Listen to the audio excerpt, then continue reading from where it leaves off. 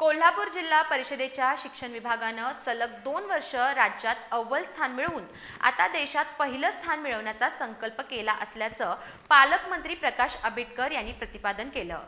त्यांच्या हस्ते जिल्हा शिक्षक पुरस्कार आणि मुख्यमंत्री माझी शाळा सुंदर शाळा पुरस्कार वितरण सोहळा उत्साहात पार पडला। यावेळी ते बोलत होते। कोल्हापूर जिल्हा परिषदेच्या शिक्षण विभागानं राज्यात पहिला क्रमांक पटकावल्यानंतर आता देशात अव्वल येण्याचा निर्धार व्यक्त केला आहे।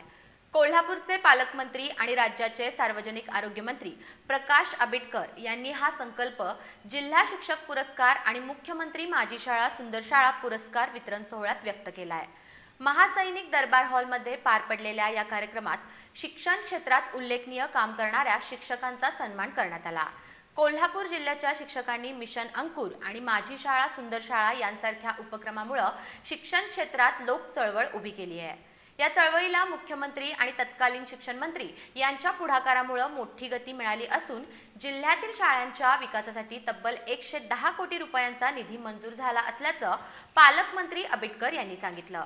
ते म्हणाले की शिक्षणाच्या प्रेरणादायी कार्यामुळेच जिल्हा शिक्षण विभाग राज्यात अव्वल ठरला असून आता पंजाबच्या बर्नाला जिल्ह्यालाही मागे टाकून देशात पहिलं स्थान मिळवण्याचा संकल्प आपण करूया।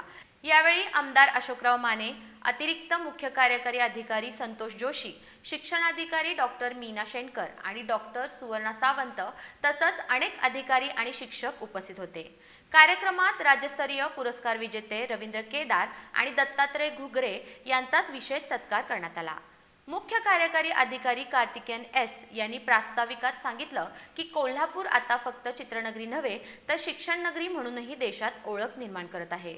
मिशन उत्कर्ष, नो मोअर बॅकबेंचर्स आणि निपुण AI ॲप सारख्या उपक्रमांनी शिक्षण क्षेत्रात मोठी क्रांती घडवली आहे। कार्यक्रमात eGPF संगणक प्रणालीचं अनावरणही करण्यात आलं। या प्रणालीमुळे शिक्षकांना त्यांचं GPF तपशील मोबाईलवर सहज उपलब्ध होतील। 1000 कोटी रुपयांचं लेखांकन यंदा या प्रणालीद्वारे पूर्ण झाल्याची माहिती लेखाधिकारी अतुल अकुडे यांनी दिली आहे।